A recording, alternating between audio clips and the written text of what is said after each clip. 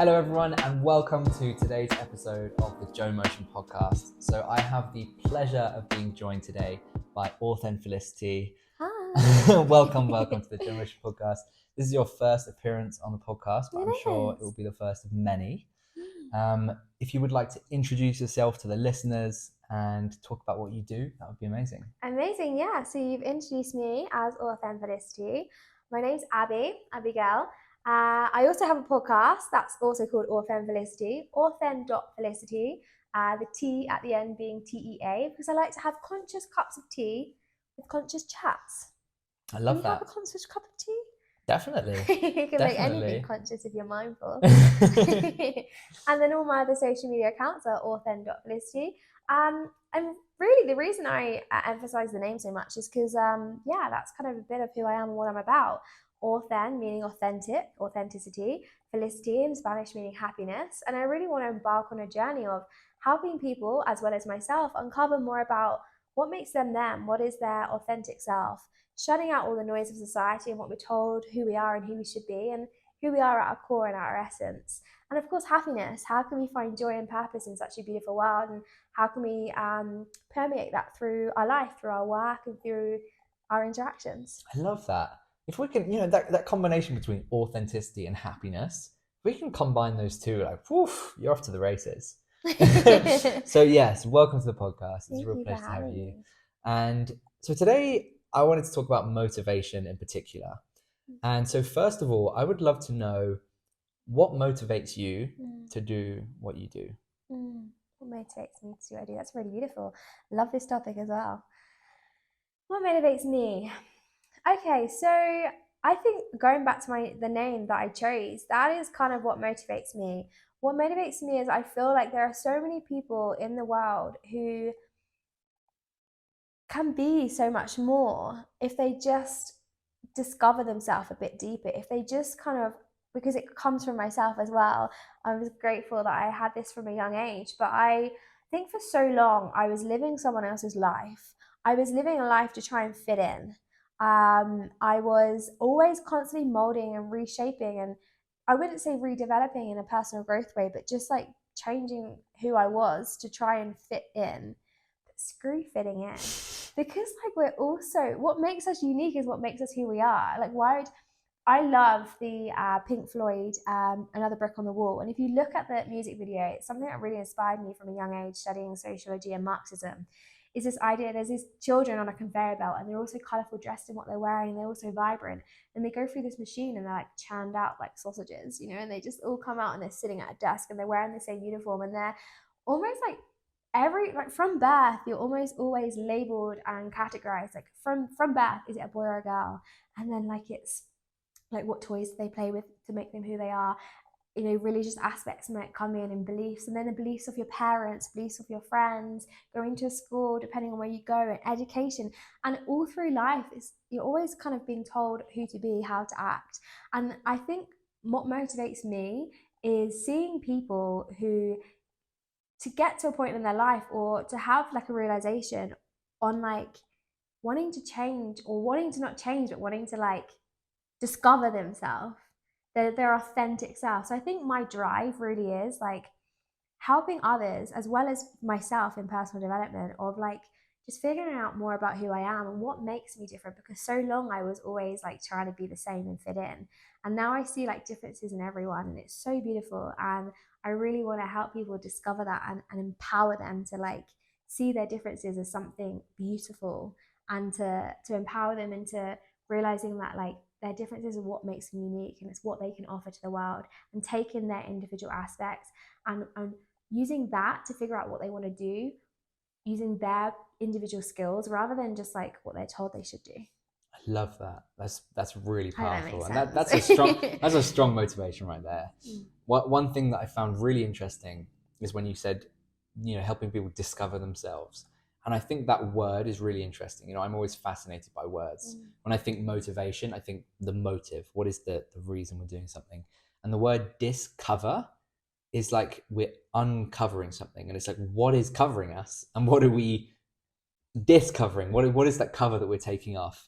And that just seems to really resonate with what you said about how there's so many things that we're told we need to be. And, we're sort of churned through this system that makes us a certain way, or kind of sends us in a certain direction. And it's this process of discovering. What do you think is the thing that is covering people most from being able to live life fully, authentically, and with happiness?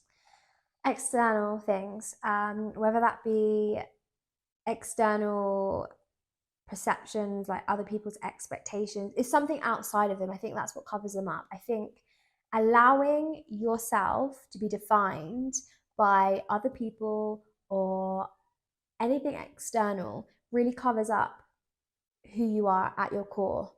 I think a lot of the time we could really do with just slowing down and really going inwards and having a sense of self.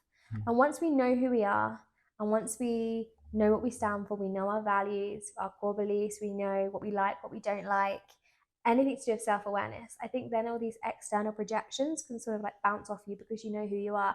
But I think if you don't know who you are, it's so easy to allow other people's opinions and other people's thoughts to become who you are because you don't have a sense of self. So I think that is what covers you up, is not having a sense of self. So you're taking on like what other people kind of give you. That's really interesting. I think this links really well to the topic of motivation, because when you think of motivation, sometimes immediately it comes to mind like motivational videos. It's like seeing a video like, you can do this, like all of this stuff.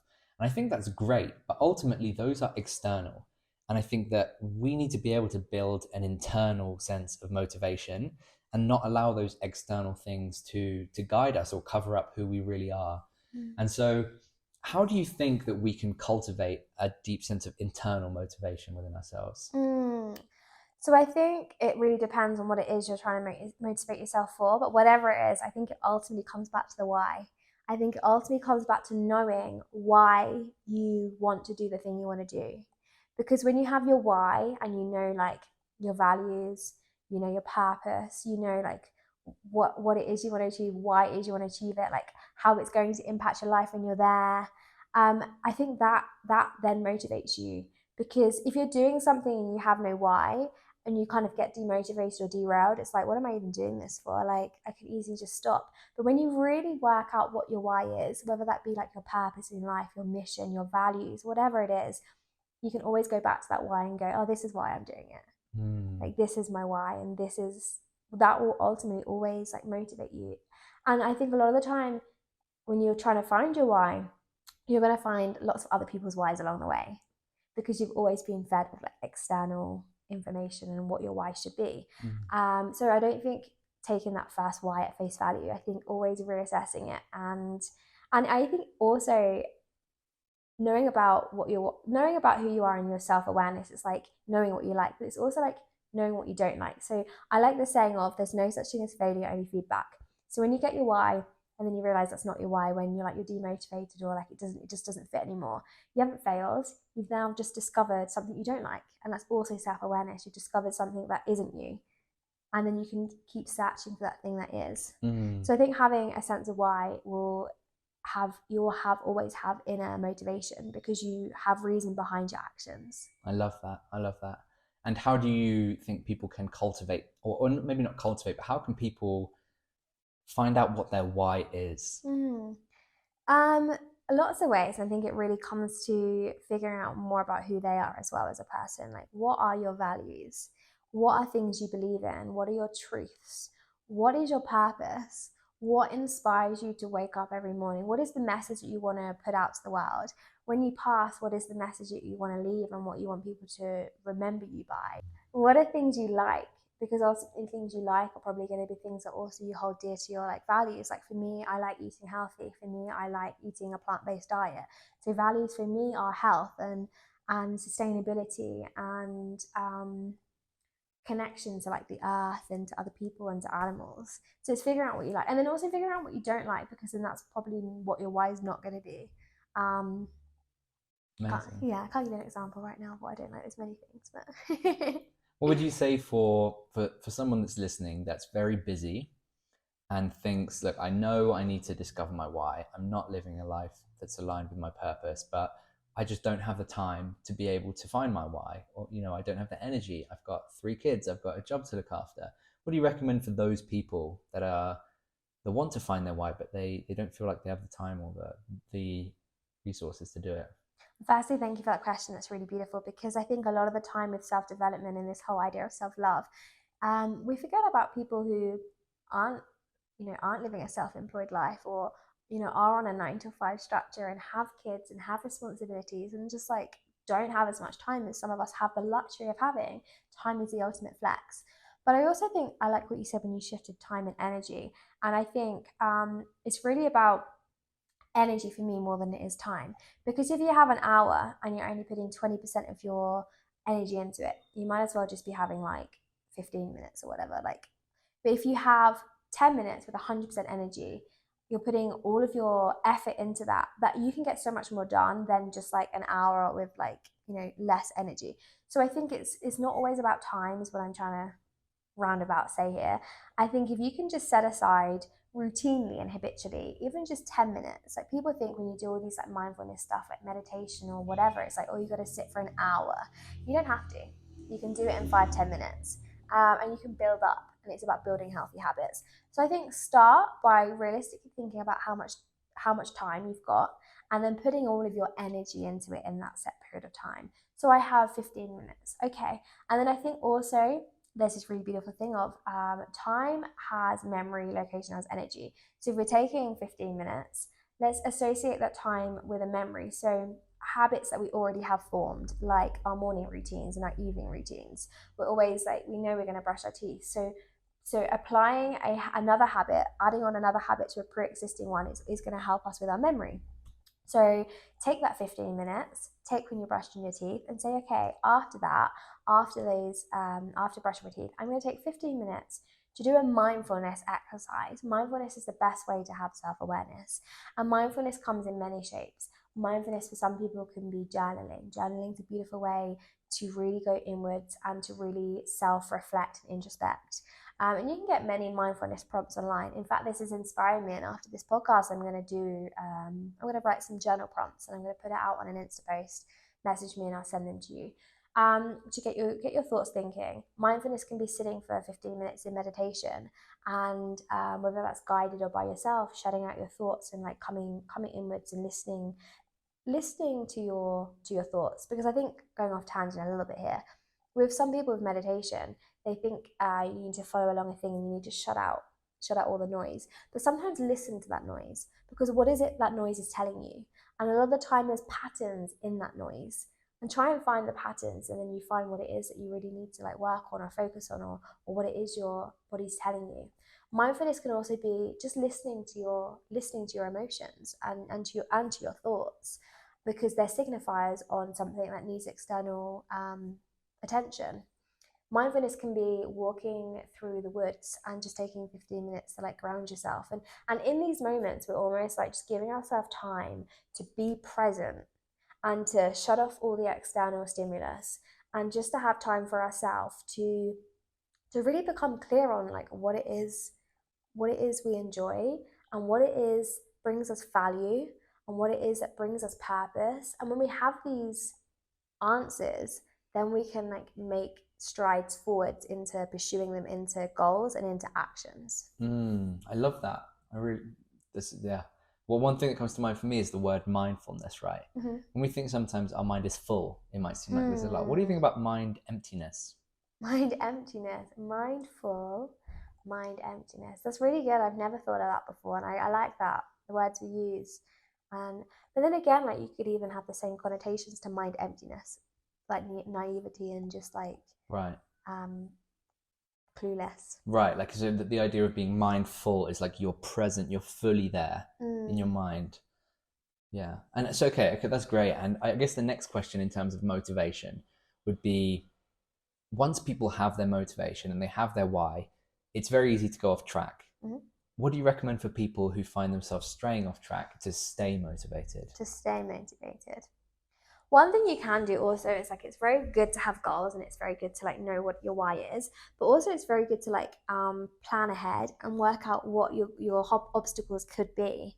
So when you also know what your obstacles are, then you can put in steps to either to prevent them happening, or to sort of put in steps when you're like, when I come across this is what I can do, i.e. like this is someone I can reach out to, or I can get myself like a mentor who can help me through this stage, or I can do more research and overcome it. So I think that's one way.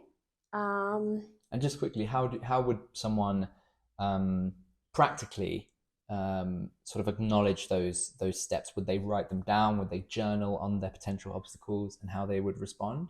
How would you recommend people navigate that? Navigating obstacles, yeah, well, firstly it's like to become aware of like what you think your obstacles could be. I think it's always great to like talk to people and gain new perspectives, and like have people ask you questions to think of things differently. Obviously I'm an advocate for a coach. We're both life coaches ourselves, and I think coaches are just really great at asking questions that get you to think and get you to to think in things in a bird's eye view and in perspectives that you wouldn't necessarily have, and then journal on them. And then it depends on what your obstacle is, on how you're going to tackle it. But then at least you know what it's going to be. It doesn't just come and you're like, oh my gosh, like in the moment it happens and then you're caught off guard. You can sort of like pre-see something happening. Right. And what are some other ways to stay motivated then? To stay motivated. Well, we just did a really beautiful podcast actually on my channel about celebrating your wins. So I think that's another way. Check that out. But briefly, to celebrate your wins and to have your big goal and have a big celebration in mind, but celebrate the little goals on the way, and just to celebrate you and every day. Like every day is a blessing. And if you're making things fun and making things celebratory, then you're going to constantly have that motivation, rather than if you're succeeding in something and going right, moving on to the next, then it's sort of like, oh. I guess like another way to have motivation is there's a lot of talk about accountability partners as well. I am a strong believer in like having yourself as your biggest accountability partner, but I don't think there's anything wrong with having a friend, a spouse, a significant other, being accountable sort of for each other and holding each other to remind each other, because sometimes you just need a reminder. Sometimes you just need someone to remind you of your why. Yeah. Or just to, again, ask those questions to get you to think. I love that. I think there was a study where they found that people, when accountable to someone else for a goal they'd set, were 30% more likely to achieve their goal. And when they had regular weekly accountability appointments, it's something like 95% more likely to achieve the goal. So it's important to have that intrinsic motivation, but external accountability can also be really powerful as well, I think. And then that's great. And I wanted to know, for people who have had a certain motivation, because we all have motivations, it's the reason why we do something, our motives. What do you recommend for people who have had a motivation for doing something, maybe for a long time? Say, example, they wanted to reach a certain point in their career, and they've come to the realization now that motivation that's not really what they want to motivate anymore, but they're sort of struggling with that because it's been their motivation for so long. What do you recommend for those people? Well, firstly, like the goalpost always changes, and sometimes it's like, let's take that goal of reaching a certain place in the career. Really have a think about, was it that achievement of reaching that certain place in the career that they wanted, or was it something else related to that? Was it a sense of purpose? Was it a sense of sort of authority and power when they reached that decision? Was it a sense of having more money, and that could link to security? So really digging deep on like, maybe that wasn't what's going to fulfill them, but maybe what it is, something else that they would get out of that is what they need in their life.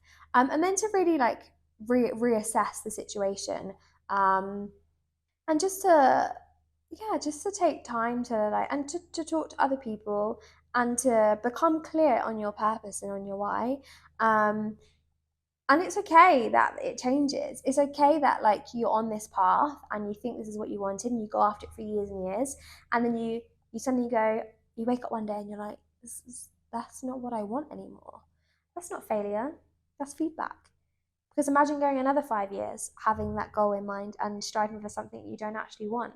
Like that's just, it's a realization, and that's great, and it's from that point that you can take action and change it.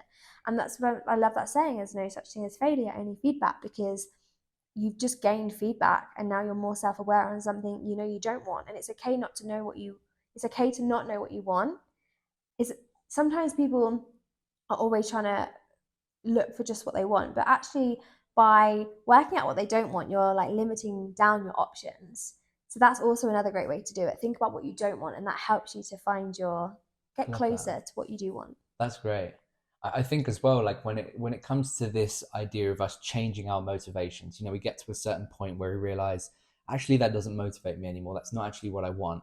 Sometimes we think that changing our motivation or changing our goal, shifting the goalposts, feels like a move sideways or backwards.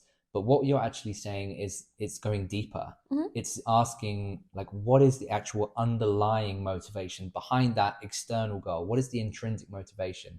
Asking why. And we're not going sideways, we're not going backwards, we're actually going deeper into what is the underlying motivation behind that. So in the example of someone who wants to achieve a certain level of career success, ask why do you want to achieve that? Is it because you want external validation from your father that you never got when you were a kid? Is it you want financial freedom so that you can travel the world? And it's about going deeper. We're on this journey in life where we have the choice to go deeper, and whether we want to do that is up to us. But I think it's okay to change our motivation, but sometimes it's not even changing it, it's just actually just getting more specific and going deeper. Right, exactly. Yeah, exactly. What is that? There's that saying of like one step forward, three steps deeper. What is that? Right, if you want to go one step forward, you have to go 3 steps deep. Yeah, yeah, I think Yeah. that's exactly what that is. Right, and it's when you think about people talking about motivations being surface level, what we're talking about is going deeper and like what do you really want underneath that? Yeah. And it's sometimes quite hard to accept that that's actually what we want, because the ego is so fixated on some kind of external thing, because we've been told and we've been sold that that is what you need, that you need to have this much money, that you need to have this car, you need to wear these watches and this suit, you need to have these certain people in your life. And that's something extrinsic. But what we're really talking about here is the intrinsic feeling that we have. And that's what should be motivating us, because we all have motivations. It's what guides our current actions, is what is going to happen in the future. And we want to make sure that we're not putting our internal state of being on reliance of something external to us. Yeah. Absolutely. Yeah. This has been so good. Do you have anything else on motivation that you feel like would help people listening to this podcast? Yeah. A massive one for me is sometimes you need to take a break. And sometimes motivation doesn't come from like your why or hyping yourself up. Sometimes your body or your mind, you just need a break. You just need, and I don't mean just like take a week vacation. I also mean like continuous breaks. Like when you're working, for instance, a mind can only really focus continuously for like 20 minutes. Hence why TED Talks are usually around 20 minutes. Continuous breaks. And also when you do take breaks, don't just take breaks and sort of like scroll through social media or watch telly. Don't take breaks that are going to sort of relax you but not replenish you. You want to refill your cup when you take a break. You want to come back to that task rejuvenated, refreshed. So a really lovely analogy that I love. May I share this Absolutely. analogy? Yeah, please do. So there are two wood choppers in the woods. They're brothers, let's say they're brothers, and they're having a normal day, and they want to make their days a bit more interesting. So they decide to hold a competition. So they say, right, we're going to see who can cut the most wood in an hour. So they have 1 hour. They start at the same time, and they have the same axe. And they start chopping. 15 minutes into the task, woodchopper 1 takes a break, and he's like, okay, I'm going to take a break. And woodchopper 2 is like, oh, I'm not tired yet. I'm going to keep going. I'm going to chop more wood than woodchopper 1. It's like a tongue twister. And he carries on. 5 minutes later, woodchopper 1 comes back, resumes chopping. They continue. Another 15 minutes passes. Woodchopper 1 goes, I'm going to take another break. I'm going to take another 5-minute break. And at this point, Woodchopper 2 is like, I've got this in the bag. Like, I'm not taking a single break. Like, I'm going to chop so much wood. Like, what is this guy doing? Why does he keep stopping?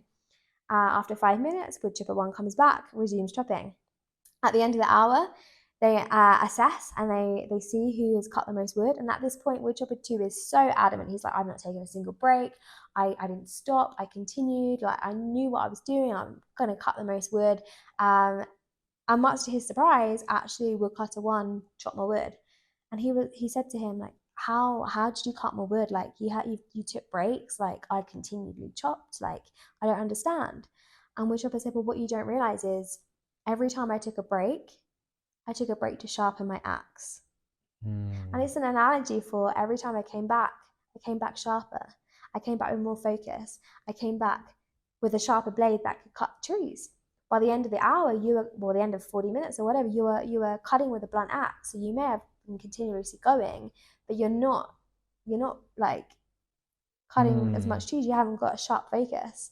So the like real analogy here, it's beautiful. It's like taking breaks in today's society is seen as like quitting or giving up or like wasting time, but it's not, because if you take the right breaks and you take time to sharpen your axe, sharpen your mind, refresh, replenish, whether that be through getting some nutrients, having a glass of water and getting some food, taking a power nap, doing some meditation, something that actually fills your cup, right? Because it's one thing like depleting your cup through working, taking a break, and then like, but if you're taking a break and you're not filling your cup's just going to stay there.